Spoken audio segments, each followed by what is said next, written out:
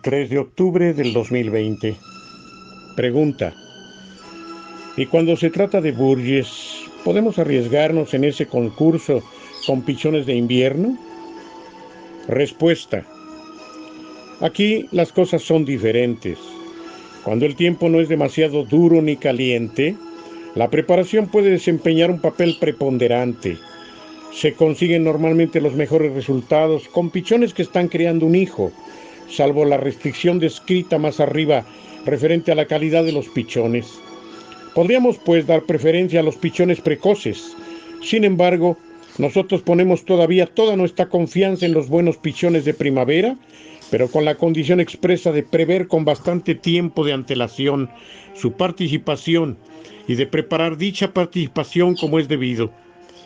A primeros de julio, los pichones machos nacidos en marzo arrullan y las pichonas buscan la aventura. Entonces, nos basta con tener, en esa época, unos cuantos machos adultos y hembras adultas desacopladas después de un cierto tiempo. Estas palomas se acoplan muy fácilmente con los pichones de los dos sexos que vamos a enviar a Burgess. Esto hay que hacerlo teniendo cuidado de que los machos adultos no se acaparen de las plazas de los pichones. Se pasan, sin tardanza, huevos calientes y húmedos a las palomas que comienzan a tener el nido. Así, dispensándoles de la carga de criar en invierno y sin tener que hacer soportar las consecuencias de la misma a los reproductores, podemos sin embargo aprovecharnos de las mismas ventajas. Una vez pasado el concurso de Burgess, jugado preferentemente cuando tienen un pichón de 8 o 9 días, se deshacen los nidos y la muda recobra sus derechos. Pregunta: ¿cuál es la cualidad más importante que hay que buscar en la paloma mensajera? ¿La garganta? ¿El ojo? ¿El músculo? ¿El ala? Respuesta: podemos dividir en compartimientos, pero el juicio definitivo se debe establecer por una síntesis general. Hay que tomar cada uno de los compartimentos que hemos separado y estudiarlos en sus formas, su sucesión, su relación mutuas, persiguiendo siempre la misma finalidad de síntesis, es decir, el equilibrio simbiótico.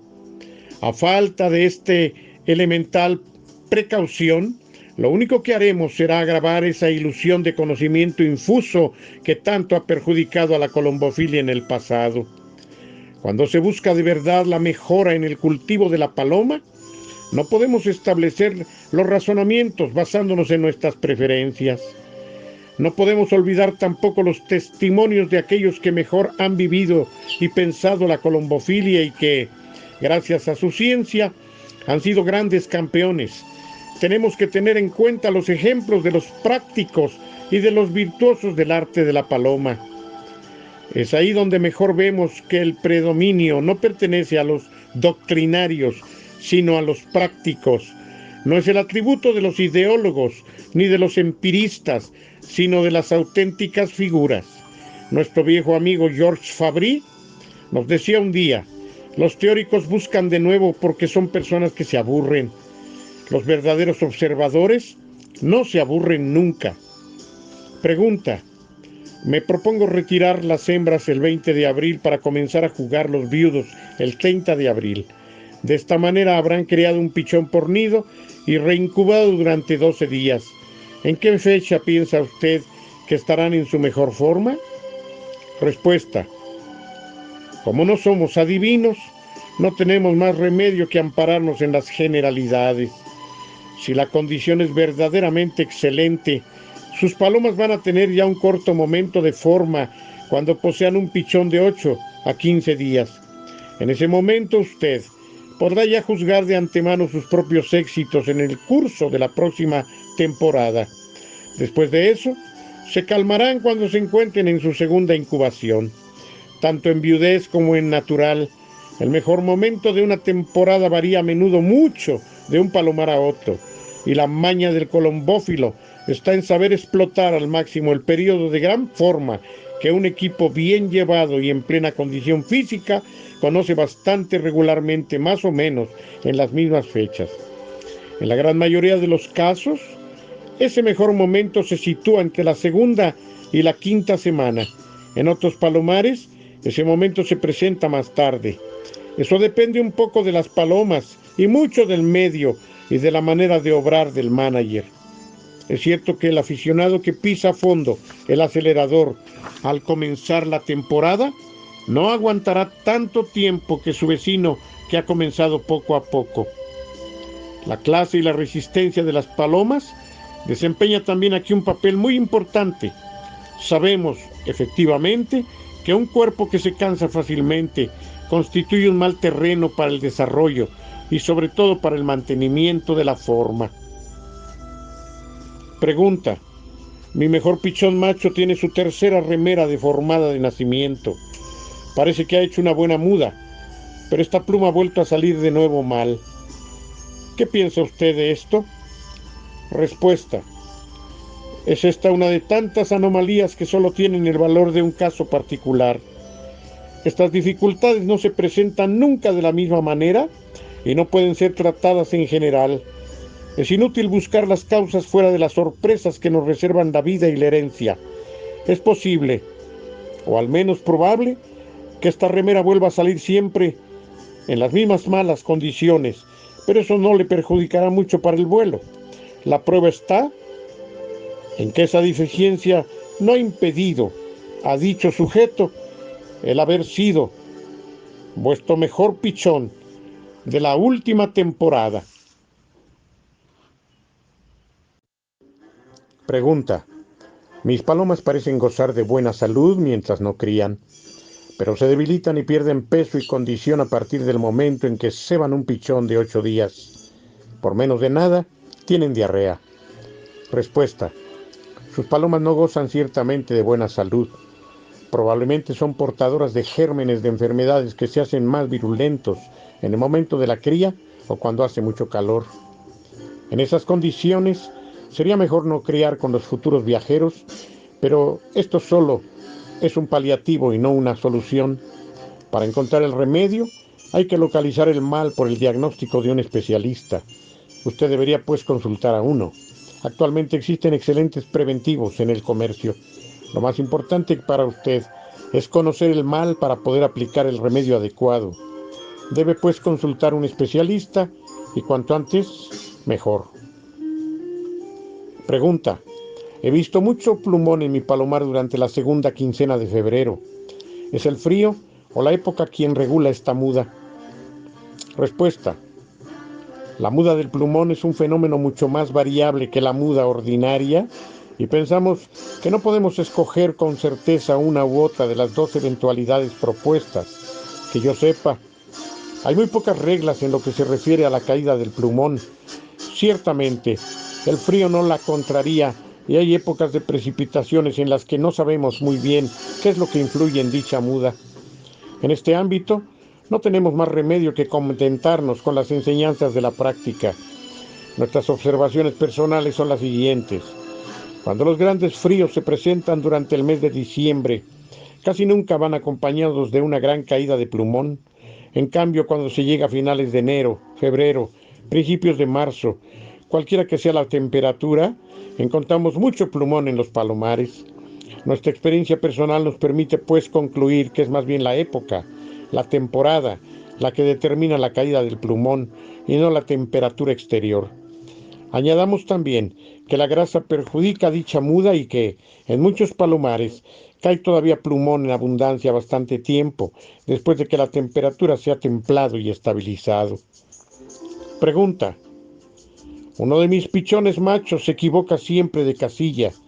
Casi ha destrozado la pareja que anida encima de él y donde no he encontrado huevos. Las 3 palomas se encuentran en un estado de lástima. Respuesta: tened cuidado, pues dicha equivocación se puede repetir nuevamente. Es absolutamente necesario encerrar una de las 2 parejas durante su ausencia. Tiene que diferenciar la casilla de arriba, bien sea cerrándola de otra manera, bien sea pintándola de un color vivo. Después de eso, aprovecharéis vuestra presencia en el palomar para soltar las 2 parejas juntas. Eso puede durar varias semanas y un tal error requiere mucha paciencia de parte del manager. Eso puede perjudicar la moral del viajero que ha sido atacado en su propia casilla y muchas veces será necesario esperar al año siguiente para que encuentre plenamente su condición. En este campo también, más vale prevenir que lamentar. En nuestro palomar, cada hilera de casillas está bien diferenciada. En una hilera, el lugar y la entrada de la hembra se encuentra a la izquierda, y en la hilera más alta el lugar de la hembra y la entrada se encuentran a la derecha. Eso es suficiente para que, en caso de error, la paloma vea enseguida que se ha equivocado. Hemos observado, sin embargo, que ciertos machos muy celosos no ven nada a partir del momento que han comenzado a pelearse. Pregunta: ¿qué se puede pensar de una paloma que parece cansada a su llegada?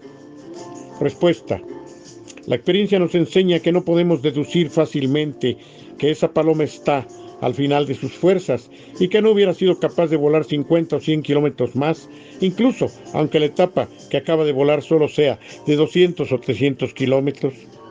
Personalmente, no nos desagrada ver una paloma que causa la fatiga a la llegada a su casilla, aunque no podemos hablar de reglas. Hemos observado muy a menudo que eso puede constituir un indicio serio de que la paloma ha venido en la punta. Cualesquiera que sean las condiciones atmosféricas y la distancia recorrida, una paloma que realice una proeza en una competición con muchos participantes puede acusar el golpe inmediatamente después de su llegada, no por su vuelo, que no puede ser pesado y tiene que seguir siendo enérgico y rápido, sino por su actitud en la casilla. Cuando ha bebido un poco, estamos tentados de decir que es preferible encontrar la huella del rudo esfuerzo que ha tenido que realizar para ganar a las otras palomas. Eso no indica de ninguna manera que el ave no hubiera podido continuar volando durante 1 o 2 horas más, ni que no sea capaz de volver a realizar la misma proeza en una próxima ocasión. La sed puede desempeñar un papel importante en el comportamiento de un viajero a su llegada. Una paloma medio deshidratada que bebe un buen trago sufre un cierto choque, y nosotros hemos visto palomas que después de eso permanecen sentadas sobre la cola durante varios minutos como momias. Para emitir un juicio sobre la fatiga, hay que esperar 1 o 2 horas y controlar la pérdida de peso. Una paloma puede dar la impresión de que está agotada a su llegada, pero eso no debe durar nunca mucho tiempo.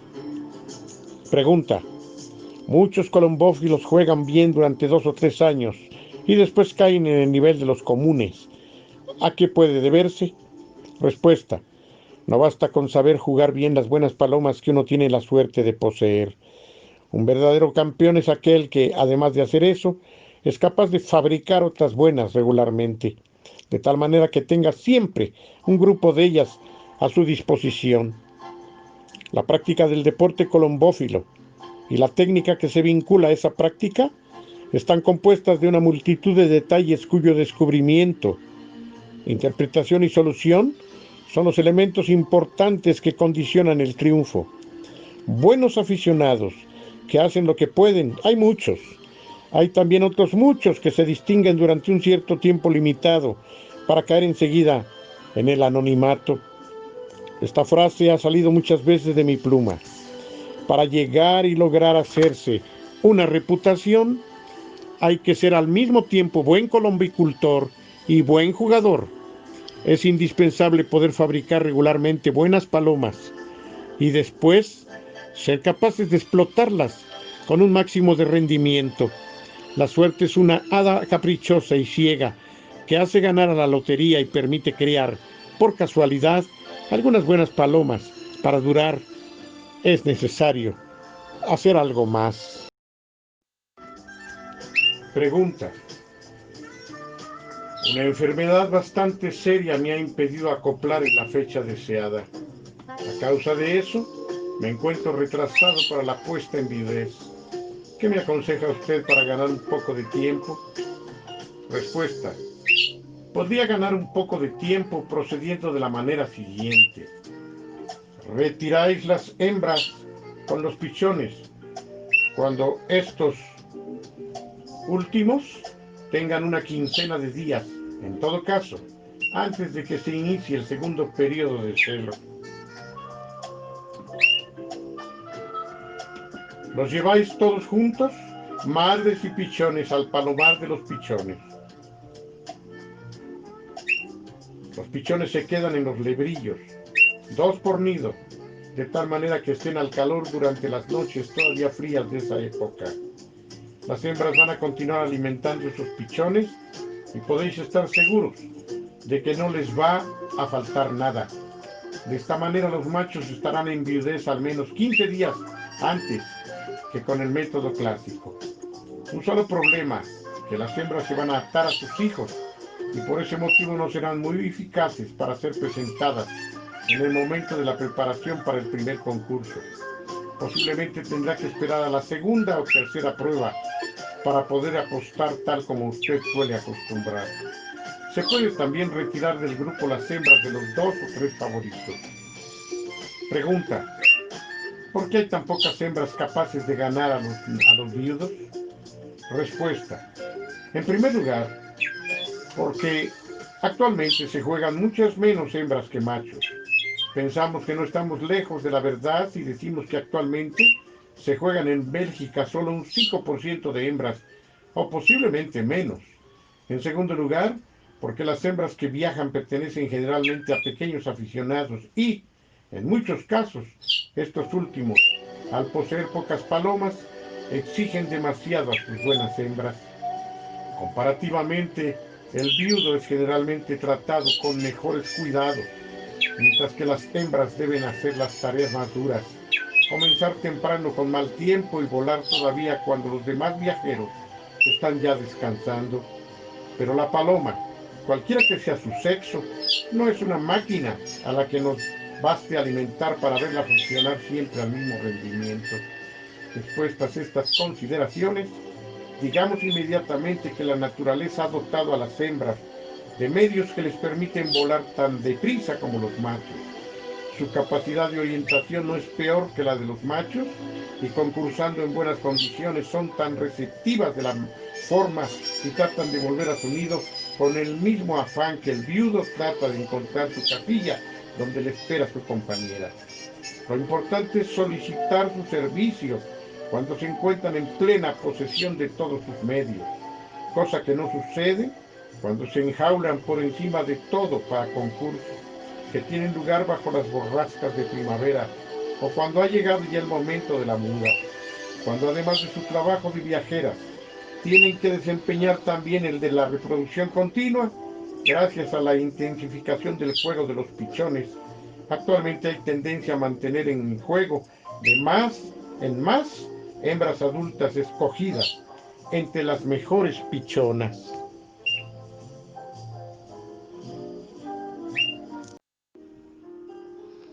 Pregunta: cada año mis palomas mudan el plumón muy tarde, cosa que perjudica su rendimiento en los concursos.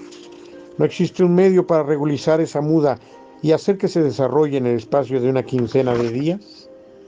Respuesta: es este un problema que nos ha preocupado durante medio siglo y la verdad nos obliga a reconocer que no le hemos podido dar una solución que nos satisfaga completamente.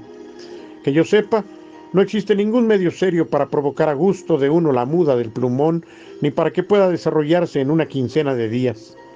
Hemos hablado del caso a varios farmacéuticos especialistas, como Fernand Colmar, el padre Van den Busch y Joseph Delaine, quienes nos han confesado igualmente su perplejidad en esta materia.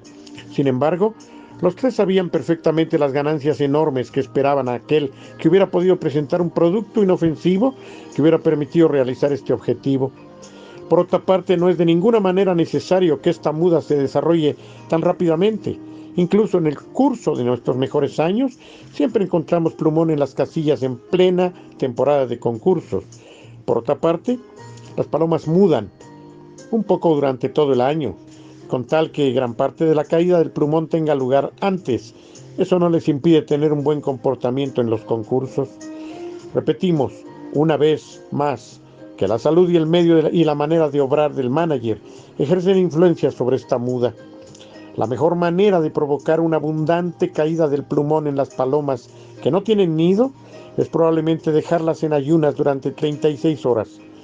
Recordemos también que la gran forma nunca es atributo de un viajero lleno de plumón. Pregunta: Hay que dar de comer a las palomas antes de enjaularlas para los concursos de velocidad y de gran distancia. ¿Qué comida hay que servirles? Respuesta. Hay que recordar a este respecto que una paloma demasiado ligera no posee un equilibrio perfecto.